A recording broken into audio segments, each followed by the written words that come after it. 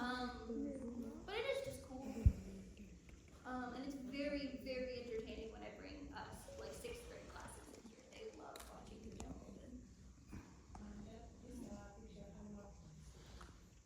The coat of arms? Ooh, that's a good question. I don't have information on when the coat of arms was created. You might have to look that up. But I believe, if I had to guess, I would guess that it was created either when the city of Edmonton was formed or when the city of Edmonton and Strathcona came together as one city. That's when I would guess that it was created, but I don't know for sure. Any other questions while we're in here? This is a great place to ask questions because we're all sitting down and it's quiet. So some people were asking about this tour is a school tour because we're Northwest students. So if some of the students want to come back with family or friends, can you explain that process about the building and access? Yeah, for sure. So yeah, anyone can come to City Hall. Getting access to this room like we are right now where there's nobody else in here, this would only happen if you were on a school tour or you could book like a public tour. And to do that, you just have to talk to, I think if you talk to 311, who is at the front desk there that we came to, they would be able to help you book a tour if you wanted to do a tour where you brought people in here. Otherwise, most of the areas that we've been in City Hall are open to the public. Obviously, you still have to go through security. But anything like the city room, anything on the second level is open to the public. And then to come into city council meetings while council is in session is also open to the public. So you can do that at any time. Once you've done this tour, you could also be a tour guide for your family, just the only room you couldn't bring them in would be this room. Yeah?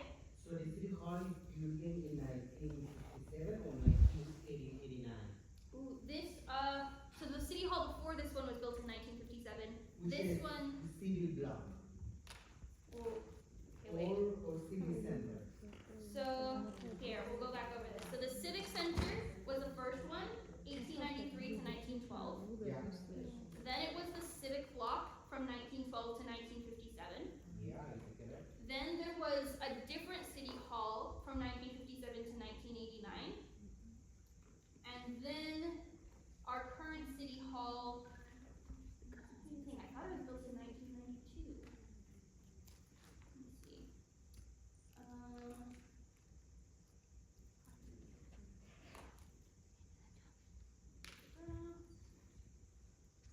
I think this city hall was built in 1992 because when they were taking down the city hall before this one is built in the same place that original city hall was built. So there were a few years where I believe the city was working out of like the basement of one of the fire halls or something like that.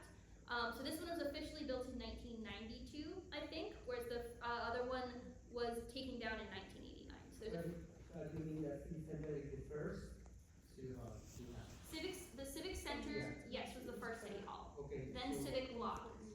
And then there was a different city hall, and now there's this city hall. So this is the fourth city hall. So if my math is the same, lately we have city center about 300 years. 300 years? That feels like a lot. 1 second. So, Wait, it's 2024. 1843. Minus 1863. So it'd be about 160 years ago, I think. It's more. Because the city center is built in 1843. 43. Okay, 181 years ago is what I have. Like if I go 2024 minus 1860. So it means that the mayor and they exist in that time, right? Or they join, come with time, or that makes sense, my question? So yeah, I'm not entirely sure when Strathcona joined Edmonton, but I believe the first Civic Center was just for Edmonton. I think it was when it became the Civic Block that Strathcona joined, but I'm not sure about that. I'd have to do some more research.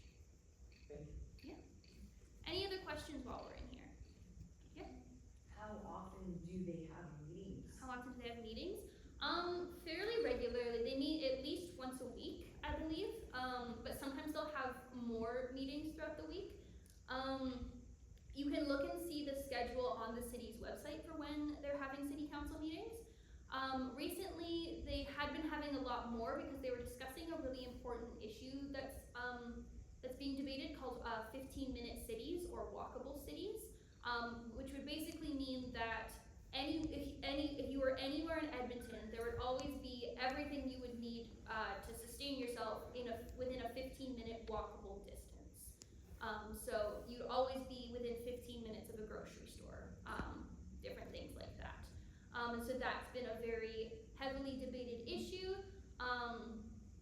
but the city is starting to try to implement that. So they've been having a lot more council meetings. Because of that, there was a lot of people in this space, and actually more people than could fit in this space. So when that happened, they were also setting up, when there were council meetings, they were setting up chairs and a live stream to the city room that we were in, that big room, so that if more people wanted to come to the city council meeting, they could come to the meeting in the city room.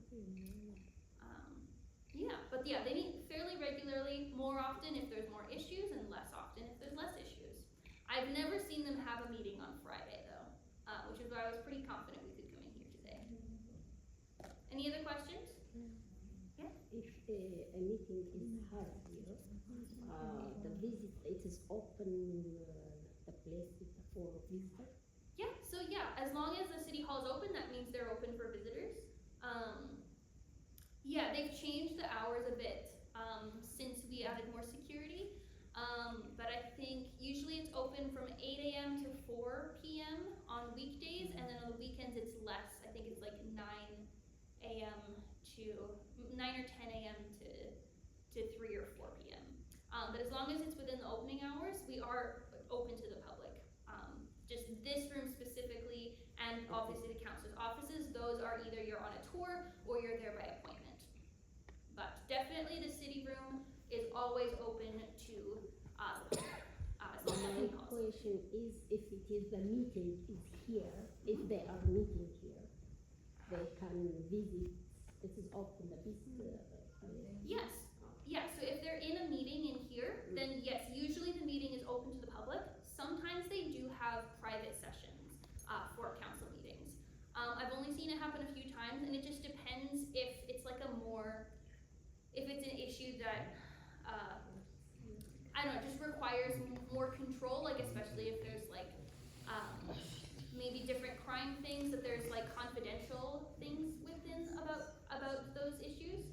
So sometimes they'll have a private meeting, but that will be posted in the schedule for council meetings, so citizens will know when it's a private meeting or it's a public meeting when they come to see it. But usually, more often than not, the meetings in here are open to the public. And actually, so if you want to come to a meeting and you want to talk at a council meeting, so they're talking about an issue, maybe that's an issue in your neighborhood or an issue that you feel really strongly about, you can register online to talk at the council meetings. Citizens have 5 minutes to talk about an issue. So when you register for that, you come at the time for the council meeting. The mayor will call your name. You'll come to this podium or to that lower podium down there. When the light is green, that means your time starts. You have 5 minutes. When it turns yellow, that means you're running out of time to wrap it up. And once the light turns red, that means your time is up. Citizens can come speak at the council meetings. Other ways to make your voice be heard at council meetings is to talk with your city councilor. And so you can set up appointments with them, or you can email with them to let them know, because it is their job to represent you.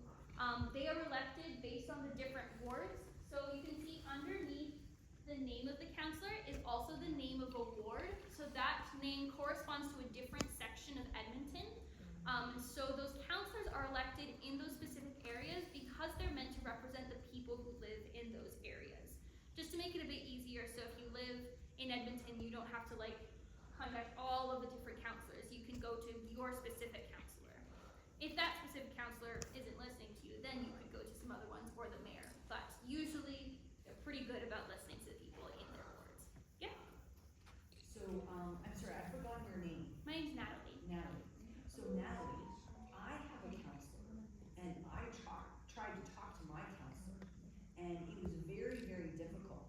So I think these students are new to Canada, so I think it's very advantageous to say that when they phone that number, they're not gonna talk to a counselor. What they're gonna do is they're gonna talk to an assistant.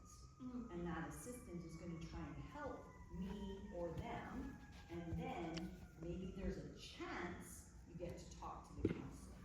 So that's my experience. No, So when that's- we phone, they're not gonna have the counselor pick up and say, hi, how can I help you? No. So I think you do have to explain that process. That's true, yes. And that is fair. I love hearing your experience because I've never really had to talk to a counselor. Yeah, so you'll likely, if you want to try and get your voice heard by talking to a counselor, you'll likely get one of their assistants or somebody who works in the counselor's office. They will try and help you as much as they can at first. It might get escalated to the counselor, but it also might just be noted by the assistant to pass on to the counselor or different things. You might also email the counselor, and that also might go to an assistant or go to the counselor, just depending on the issue, depending who has the knowledge